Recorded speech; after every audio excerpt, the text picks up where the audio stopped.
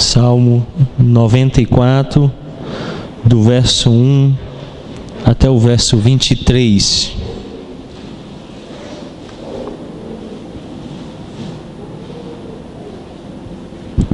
Salmo 94, do verso 1 ao verso 23. Diz assim a palavra do Senhor: Ó Senhor, Deus das vinganças, ó Deus das vinganças, resplandece. Exalta-te, ó juiz da terra, dá o pago aos soberbos. Até quando, Senhor, os perversos, até quando exultarão os perversos? Proferem impiedades e falam coisas duras. Vangloriam-se os que praticam a iniquidade. Esmagam o teu povo, Senhor, e oprimem a tua herança. Matam a viúva e o estrangeiro, e aos órfãos assassinam. E dizem: ó Senhor, não o vê? Nem disso faz caso o Deus de Jacó? Atendei, ó estúpidos dentre o povo. E vós, insensatos, quando sereis prudentes?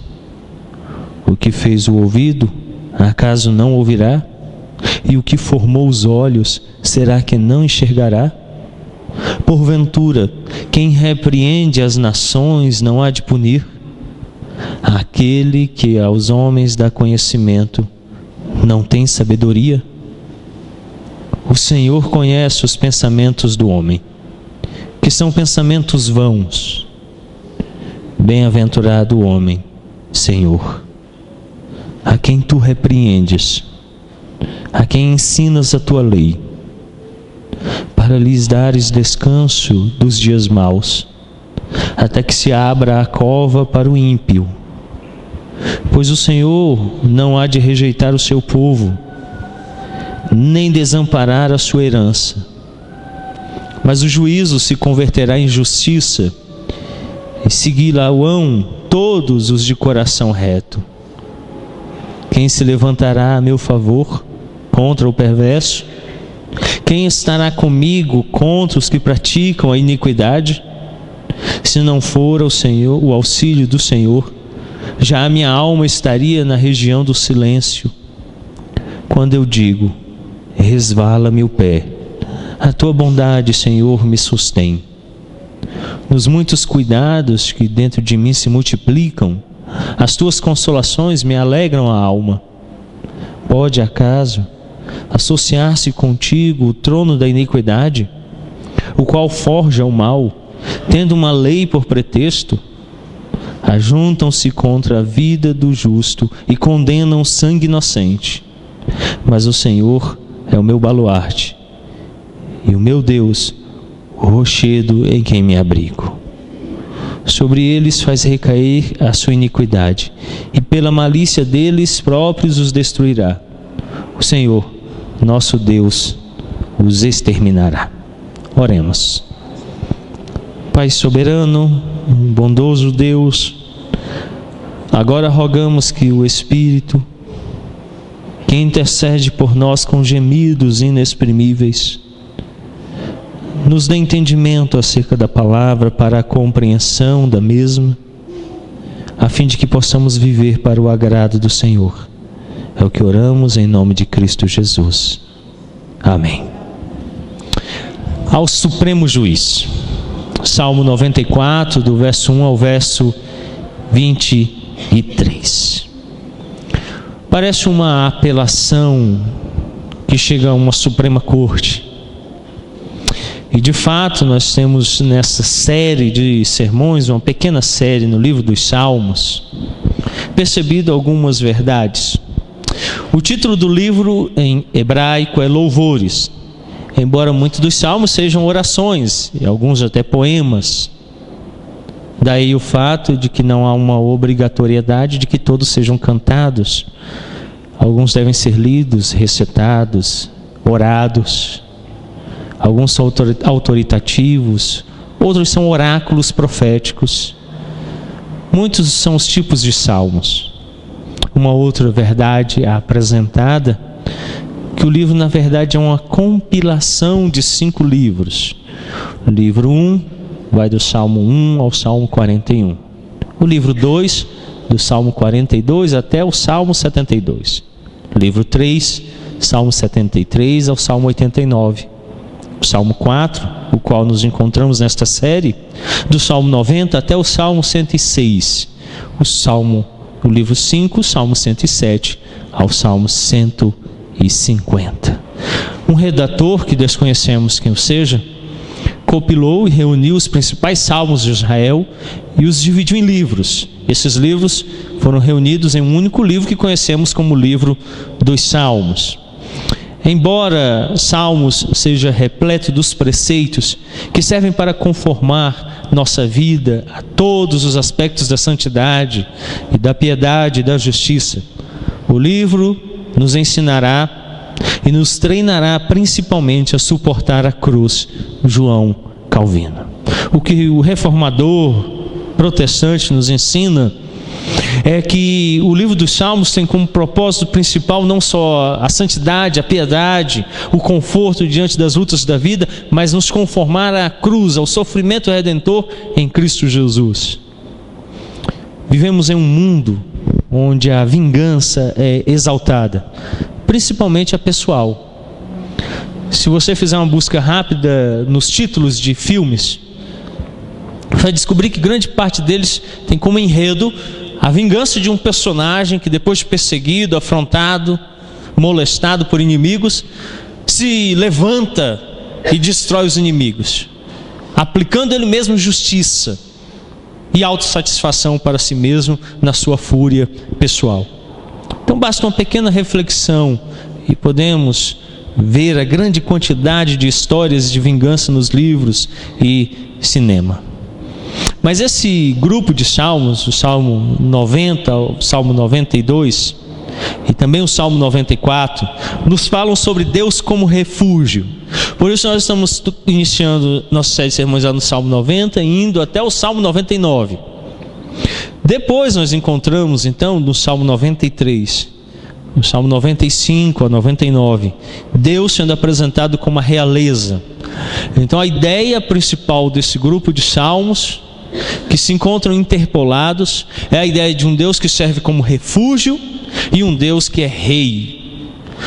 Dessa forma, um Deus de refúgio e fortaleza, seguro e que reina sobre nós e todas as coisas, é alvo da nossa adoração, do nosso culto e da segurança de nossas vidas.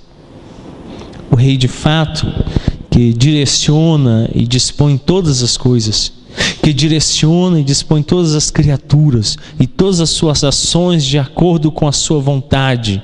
É esse Deus Rei que estamos observando nesse grupo de salmos, que dirige e dispõe tudo como lhe apraz. No Salmo 94 há um apelo ao juiz da terra, verso 2, que governa soberanamente. A menção então a um trono de iniquidade, lá nos versos 20 a 23, indica que o rei não era fiel ao Senhor. Os salmos têm como um contexto histórico algo que é próprio da história de Israel e muitas vezes difícil de ser percebido nos livros e nos salmos. Quer no livro 1, 2, 3 ou 4 ou 5 dos salmos, às vezes aquele contexto histórico nos foge. É preciso um exercício muito grande por parte da igreja para perceber qual o contexto histórico no qual se encontra o salmista. Neste caso aqui, o salmista parece estar sob o governo de um dos reis ímpios de Israel. E nos versos 20 a 23 ele menciona que há um trono de iniquidade. E ele compara esse rei iníquo ao rei soberano do universo, a quem ele chama de juiz da terra. E ele diz assim: tu és justo. Então olha para nós que estamos vivendo debaixo de um governo ímpio. Nessa hora que já se fez subir as minhas orações a Deus diante deste governo ímpio que nos governa atualmente.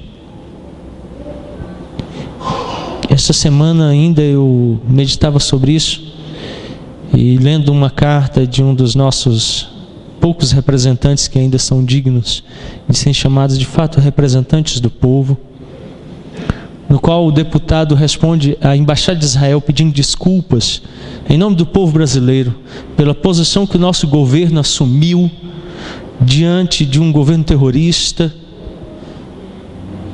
e pede desculpas em nome da nossa nação.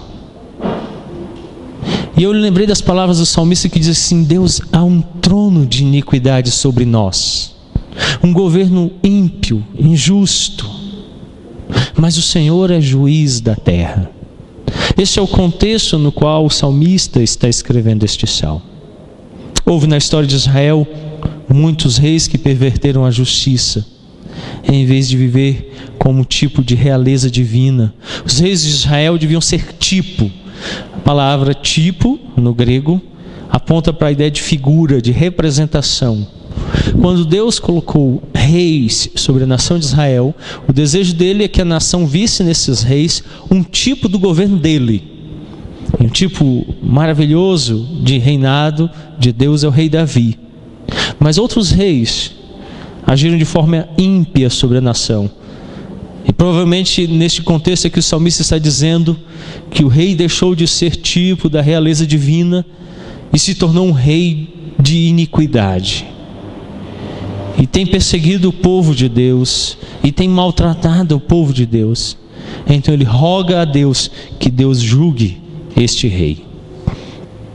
Primeiro ponto que precisamos entender nesta manhã: Deus é o nosso vingador. Versos 1 a 3 e 8 a 11. A vingança é algo comum no Antigo Testamento. Neste salmo, encontramos o salmista invocando a Deus como seu vingador. Olha o que diz o verso 1. Ó Senhor, Deus das vinganças, ó Deus das vinganças, resplandece. A ideia aqui no texto hebraico convida Deus a se manifestar como um Deus de vingança. Vamos ver o texto lá de Juízes, o capítulo 19, também o capítulo 20, para termos uma noção do que significava vingança no Antigo Testamento. Diz assim o capítulo 19 de Juízes: naqueles dias que não havia rei em Israel, houve um homem levita que, peregrinando nos longes da região montanhosa de Efraim, tomou para si uma concubina de Belém de Judá. Porém ela, aborrecendo-se dele, o deixou, tornou para a casa de seu pai em Belém de Judá, e lá esteve os dias de uns 4 meses. Seu marido, tendo consigo seu servo e 2 jumentos, levantou-se e foi após ela para falar-lhe ao coração, a fim de tornar a trazê-la. Ela o fez entrar na casa de seu pai, e este, quando viu, saiu alegre a recebê-lo. Vamos agora ao verso 9. Então o homem se levantou para partir, ele e sua concubina e o seu moço. Disse-lhe seu sogro, o pai da moça: eis que já declina o dia, a tarde vem chegando. Peço-te que passes aqui à noite. Vai-se o dia acabando, passa aqui à noite, e que o teu coração se alegre. Amanhã de madrugada, levantai-vos a caminhar e ide para a vossa casa. Porém o homem não quis passar ali a noite, mas levantou-se e partiu, e veio até a altura de Jebus, que é Jerusalém, e com ele os 2 jumentos, albardados, e como também a sua concubina. Estando, pois, já perto de Jebus, e tendo-se adiantado o declinar do dia, disse o moço ao seu senhor: caminhai agora e retiremo-nos a esta cidade dos Jebuseus, e passemos ali a noite. Porém o seu senhor lhe disse: não nos retiraremos a nenhuma cidade estranha, que não seja dos filhos de Israel, mas passemos até Gibeá. Disse mais seu moço: caminha, cheguemos a um daqueles lugares e pernoitemos em Gibeá ou Ramá. Passaram, pois, adiante e caminharam, e o sol lhes pôs junto a Gibeá, que pertence a Benjamim. Retiraram-se para Gibeá, a fim de nela passarem a noite. Quando ele assentou-se na praça da cidade, porque não houve quem os recolhesse em casa para ali pernoitarem, Eis que, ao anoitecer, vinha do seu trabalho no campo um homem velho. Era este da região montanhosa de Efraim, mas morava em Gibeá. Porém, os habitantes do lugar eram benjamitas. Erguendo o velho os olhos, viu na praça da cidade este viajante e lhe perguntou: para onde vais e de onde vens? Ele lhe respondeu: estamos viajando de Belém de Judá para os longes, nas regiões montanhosas de Efraim, de onde sou. Fui a Belém de Judá e agora estou de viagem para a casa do Senhor, e ninguém há que me recolha em casa. Ainda que há palha e pasto para os nossos jumentos, e também pão e vinho para mim, para a tua serva, e para o moço que vem com os teus servos. De coisa alguma há falta. Então disse o velho: paz seja contigo. Tudo quanto te vier a faltar, fique em meu cargo. Tão somente não passes a noite na praça. Levou-o para casa e deu pasto aos jumentos, e tendo eles lavado os pés, comeram e beberam. Enquanto eles se alegravam, eis que os homens daquela cidade, filhos de Belial, cercaram a casa, batendo à porta, e falaram ao velho, senhor da casa, dizendo: traze para fora o homem que entrou em tua casa, para que abusemos dele. O senhor da casa saiu a ter com eles e lhes disse: não, irmãos meus, não façais semelhante mal. Já que o homem está em minha casa, não façais tal loucura. Minha filha virgem e a concubina dele trarei para fora. Humilhai-as e fazei delas o que melhor vos agrade. Porém a este homem não façais semelhante loucura. Porém aqueles homens não o quiseram ouvir. E então ele pegou a concubina do levita e a entregou a eles fora, e eles a forçaram e abusaram dela toda a noite até pela manhã. E subindo a alva, a deixaram. Ao romper da manhã, vindo a mulher, caiu à porta da casa do homem, onde estava o seu senhor. E ali ficou até que se fez dia claro. Levantando-se pela manhã o seu senhor, abriu as portas da casa, e saindo a seguir o seu caminho, eis que a mulher, sua concubina, jazia à porta da casa, com as mãos sobre o limiar. Ele lhe disse: levanta-te, vamos. Porém ela não respondeu. Então o homem a pôs sobre o jumento, dispôs-se e foi para sua casa. Chegando à casa, tomou um cutelo, pegando a concubina, despedaçou por seus ossos em 12 partes, e as enviou a todos os limites de Israel. Cada um que isso presenciava aos outros dizia: nunca tal se fez, nem se viu, desde o dia em que os filhos de Israel subiram da terra do Egito, até o dia de hoje. Ponderai nisso, considerai e falai. Saíram os filhos de Israel, e a congregação se ajuntou perante o Senhor em Mispa, como se fora um só homem, desde Dan até Berseba, como também até a terra de Gileade. Nós encontramos aqui uma história que muito bem poderia ser um enredo de filmes de Hollywood. Homens maus, como era o costume naquela época, veremos isso em Sodoma e Gomorra, tentam abusar homossexualmente daquele homem que está viajando com a sua concubina. Não o conseguem, e da noite até o amanhecer, um grupo de homens que provavelmente ultrapassaria 40 homens, abusam sexualmente daquela mulher até o dia amanhecer, e ela perece. Em morrendo ela, o esposo a toma, a corta em 12 partes e envia às 12 tribos de Israel, contando-lhes a história do que sucedera. Os filhos de Israel então se reúnem, diz as Escrituras no capítulo 20, verso 1, como um só homem ao campo de Mispa. E depois vocês podem ler o capítulo 20 em casa. Partiram e foram aos benjamitas e os mataram. Há um dia só 25 mil homens caíram à espada de Israel e tomaram por vingança aquele homem. Bom, hoje assim são os enredos de filmes e histórias que lemos nos livros, de homens que tomam a vingança, que pela espada derramam sangue. Esse era um cenário comum no povo de Israel no Antigo Testamento. Olho por olho, dente por dente. Vingar-se.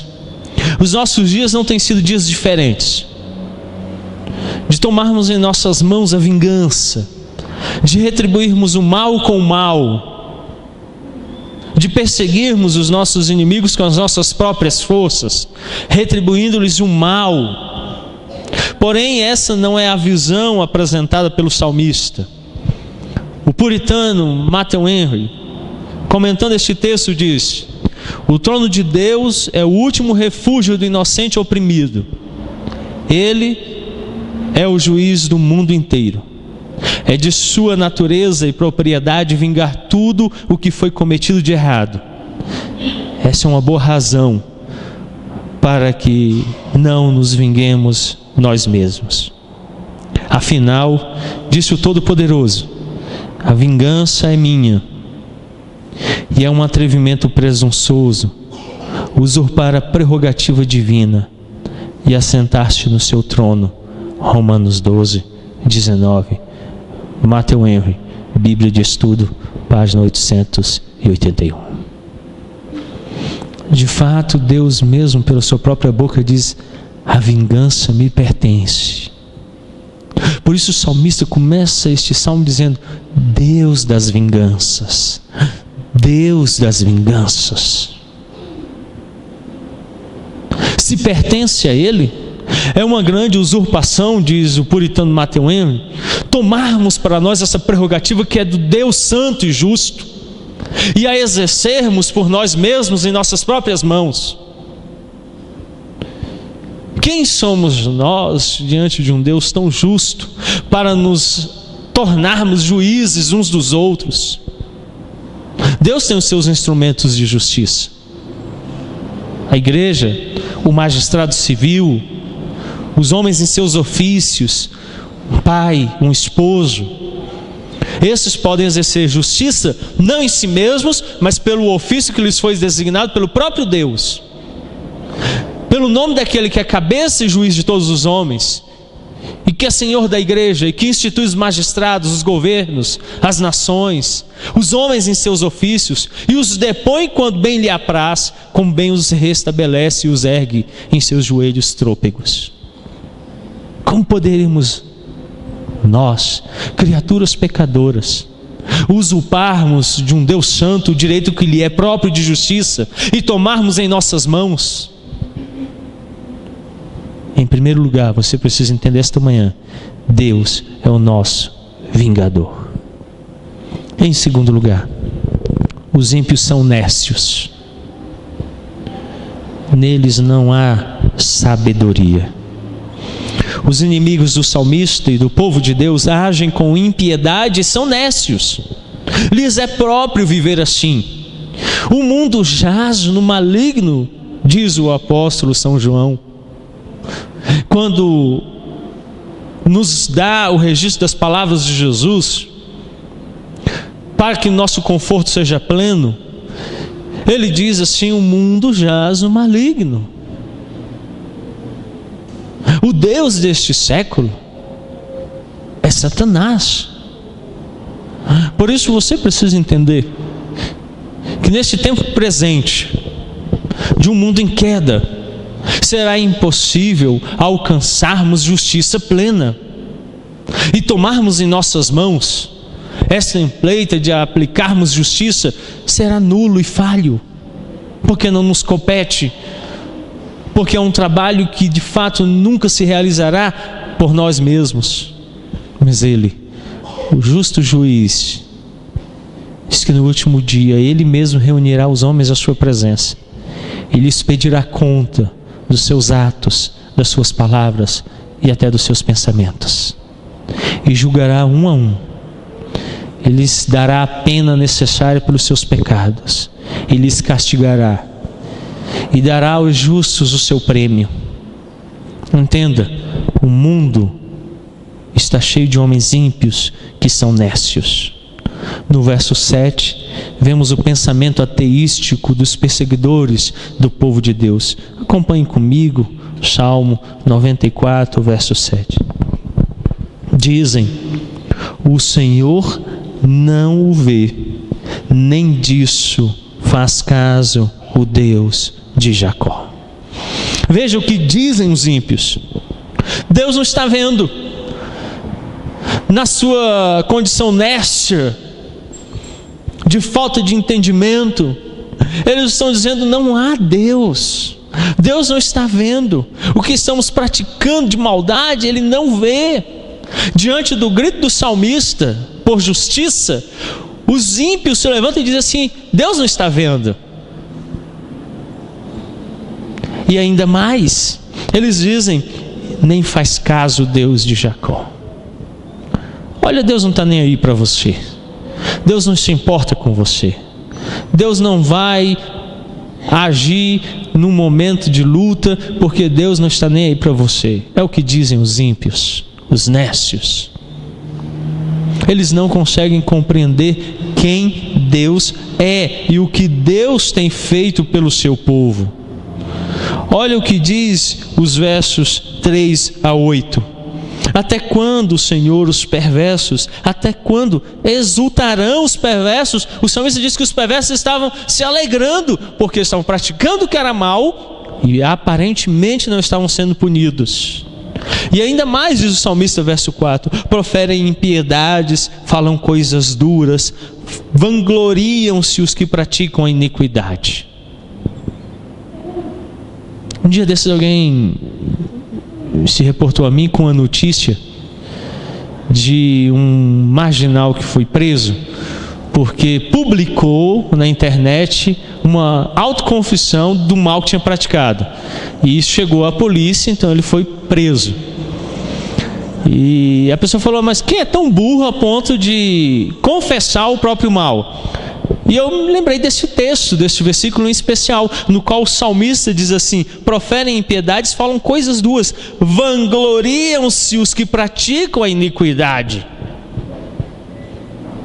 Ontem ainda também eu vi uma imagem que foi postada numa página policial, por um marginal também, para afrontar as forças policiais. Ele postou uma foto dele fazendo uso de substâncias proibidas pela lei. E eu fico pensando nisso: eles se vangloriam do mal que praticam, da perversidade que vivem. Assim era o tempo do salmista, assim é o nosso tempo. Os homens maus gostam de vangloriar-se do mal que praticam.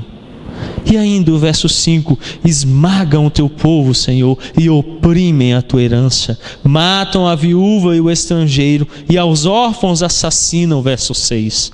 Olha, a lista de maldades é enorme. O salmista diz que eles vinham atingindo até aqueles que eram indefesos, que não tinham condição de autodefesa, como viúvas, como órfãos, como gente oprimida.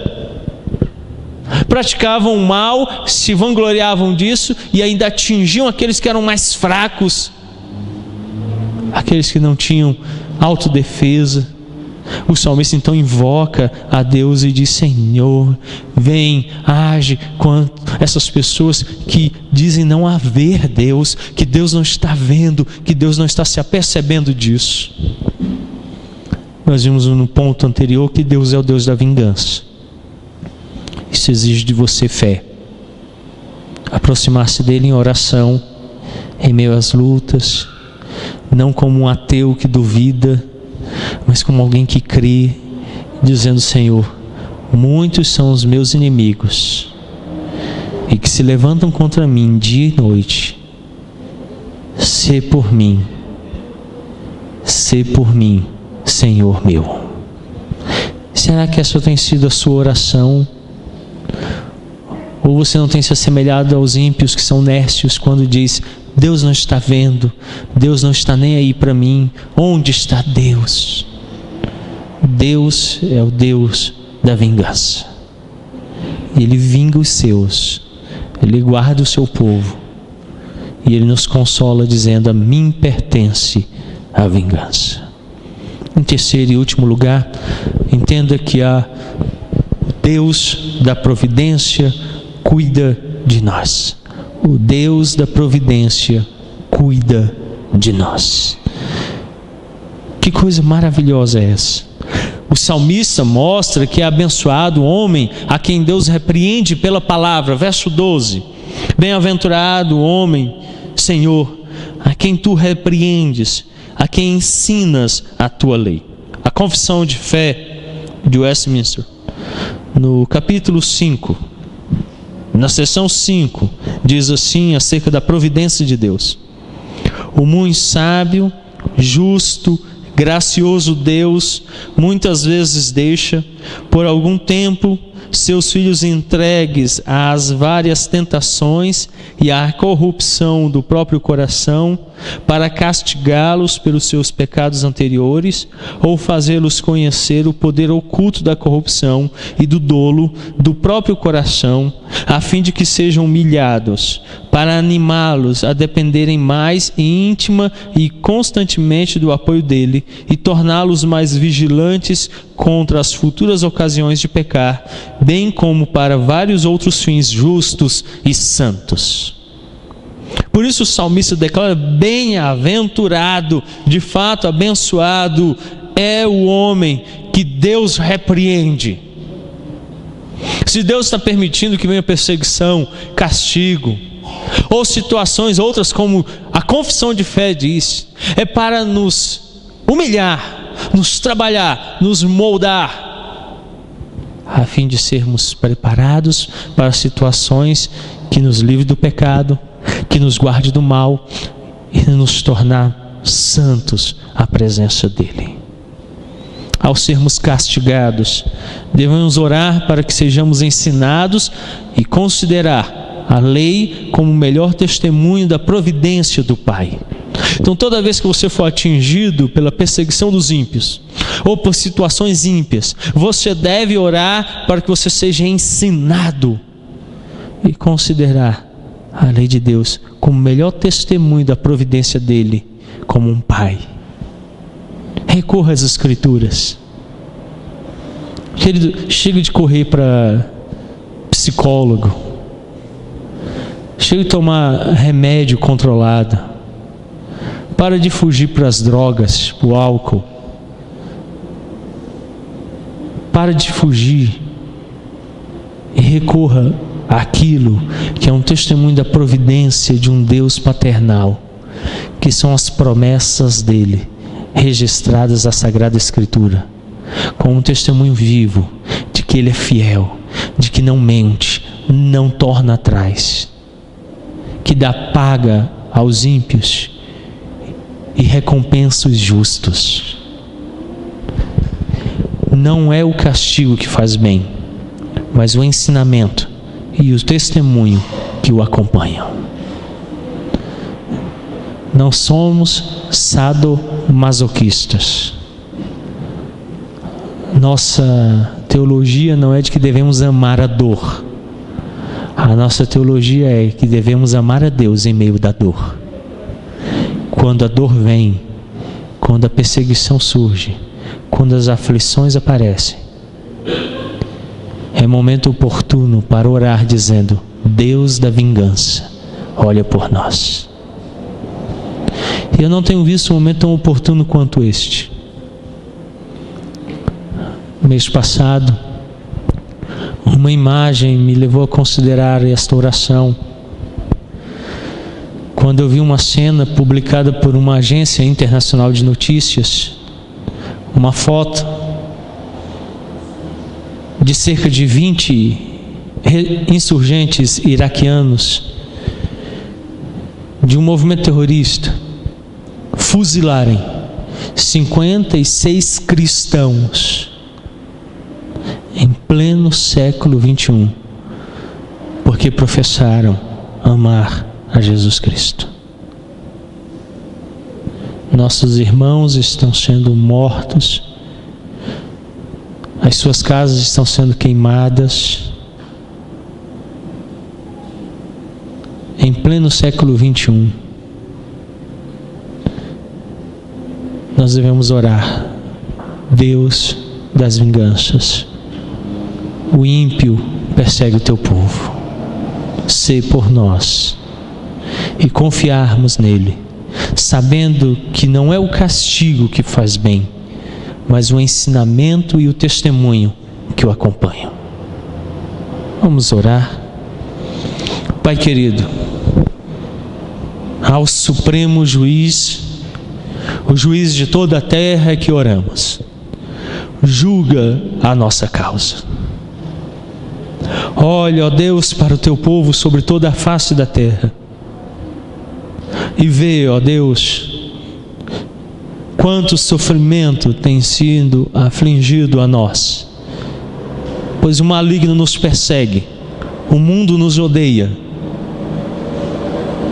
Tem misericórdia do teu povo, ó Pai. Atende a nossa oração, ouve o nosso pranto e o nosso clamor. Sê propício para conosco. Estende a tua mão. Faça com que se manifeste a tua justiça. Dá paga, ó Deus, aos ímpios, para que reconheçam que és justo e santo. Guarda-nos, ó Deus, de tomarmos em nossas mãos a justiça. Não nos pertence, é tua. Só tu és um Deus justo. Não somos justos, somos pecadores redimidos.